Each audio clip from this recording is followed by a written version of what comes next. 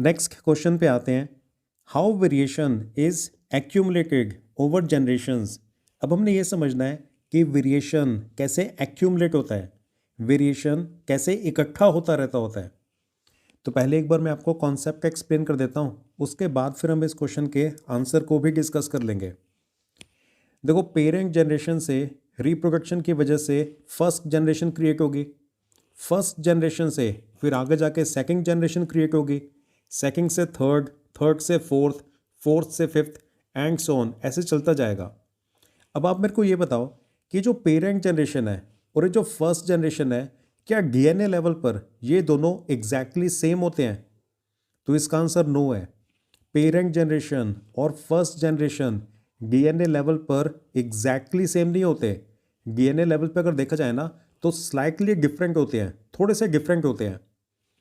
जो first generation है ना, वो पेरेंट जनरेशन से बेसिक बॉडी डिज़ाइन तो कैरी फॉरवर्ड करेगी ही करेगी, पर साथ में क्या होगा, थोड़े से चेंजेस आ जाएंगे। वेरिएशन की वजह से डीएनए लेवल पर थोड़े से चेंजेस आ जाएंगे, तो फर्स्ट जनरेशन पेरेंट जनरेशन से थोड़ी सी अलग होगी। फिर फर्स्ट जनरेशन से आगे जाके जब सेकंड जनरेशन क्रिएट होगी तो बेसिक बॉडी डिज़ाइन तो कैरी फॉरवर्ड होगा। फर्स्ट जनरेशन में जो चेंजेस आए थे वो भी कैरी फॉरवर्ड होंगे और साथ में कुछ नए चेंजेस और आ जाएंगे, जिसकी वजह से जो सेकंड जनरेशन है वो पेरेंट जनरेशन से थोड़ी सी और भी ज़्यादा डिफरेंट होगी। अब सेकंड जनरेशन से जब आगे थर्ड जनरेशन क्रिएट होगी तो बेसिक बॉडी डिज़ाइन तो सेम कैरी फॉरवर्ड होगा। ये फर्स्ट और सेकंड जनरेशन में जो चेंजेस आ गए थे वो भी कैरी फॉरवर्ड होंगे और साथ में कुछ और नए चेंजेस भी आ जाएंगे, जिसकी वजह से जो थर्ड जनरेशन है उसको अगर आप पेरेंट जनरेशन से कंपेयर करो ना तो वो और भी ज़्यादा डिफरेंट होगी।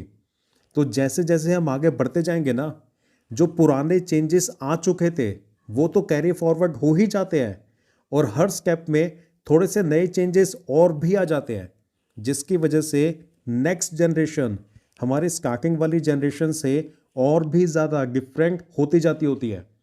इसी को बोलते हैं एक्यूमुलेशन ऑफ वेरिएशन। इसी रीज़न की वजह से जनरेशन ओवर जनरेशन जो वेरिएशन है ना वो एक्यूमुलेट होता है। क्लियर हो गया? जो पेरेंट जनरेशन है उससे first generation basic body design को इनहेरिट करेगी, लेकिन रिप्रोडक्शन के टाइम पे डीएनए के अंदर थोड़े से चेंजेस आ जाएंगे, वेरिएशन आ जाएगा। फर्स्ट जनरेशन से फिर आगे जब सेकंड जनरेशन क्रिएट होगी तो basic body design carry forward होगा। फर्स्ट जनरेशन में जो चेंजेस आ गए थे वो भी कैरी फॉरवर्ड होंगे और साथ में कुछ और नए चेंजेस भी आ जाएंगे। तो जो सेकंड जनरेशन है वो ओरिजिनल पेरेंट जनरेशन से थोड़ी सी और ज़्यादा डिफरेंट होगी। सेकंड जनरेशन से फिर आगे जब रिप्रोडक्शन से थर्ड जनरेशन क्रिएट होगी तो पहले जो चेंजेस आ चुके हैं वो तो कैरी फॉरवर्ड होंगे ही, साथ में कुछ और नए चेंजेस भी आ जाएंगे, जिसकी वजह से थर्ड जनरेशन अब पेरेंट जनरेशन से और भी ज़्यादा डिफरेंट होगी। तो इस रीज़न की वजह से ना जो वेरिएशन है वो एक्यूमुलेट होता है, मतलब वेरिएशन धीरे धीरे और ज़्यादा इंक्रीज होता है। तो आप अपने आंसर में ऐसे लिखोगे, the first generation will inherit the basic body design and general characteristics from the parent generation, but there will be subtle changes in it because of variation. जो फर्स्ट जनरेशन है ना वो पेरेंट जनरेशन से जो basic body design है वो तो inherit करेगी ही करेगी, जो जर्नल कैरेक्टरिस्टिक्स हैं वो भी इनहेरिट करेगी, लेकिन वेरिएशन की वजह से थोड़े बहुत उसके अंदर चेंजेस भी आ जाएंगे। तो फर्स्ट पैराग्राफ के बाद फिर सेकंड पैराग्राफ में आप ये लिखोगे, the second generation will have differences that they inherit from the first generation as well as newly created differences. ये जो सेकंड जनरेशन है ना, ये वाली जो लाइन है, the second generation will have differences that they inherit from the first generation as well as newly created differences.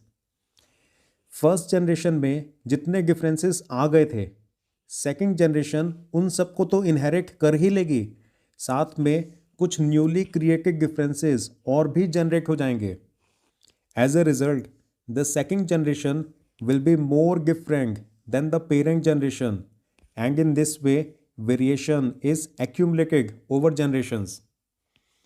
जो second generation थी उसने फर्स्ट जनरेशन में जितने डिफरेंसेस आए थे वो सारे तो इनहेरिट कर ही लिए, साथ में कुछ और न्यूली क्रिएटेड डिफरेंसेस भी उसमें आ गए हैं, जिसकी वजह से जो सेकंड जनरेशन है ना वो पेरेंट जनरेशन से और भी ज़्यादा डिफरेंट है। और इसी रीज़न की वजह से जैसे जैसे आगे जाते जाएंगे ना, मतलब फर्स्ट से सेकंड जनरेशन, फिर थर्ड, फिर फोर्थ, फिर फिफ्थ, वैसे वैसे जो वेरिएशन है वो एक्यूमुलेट होता है।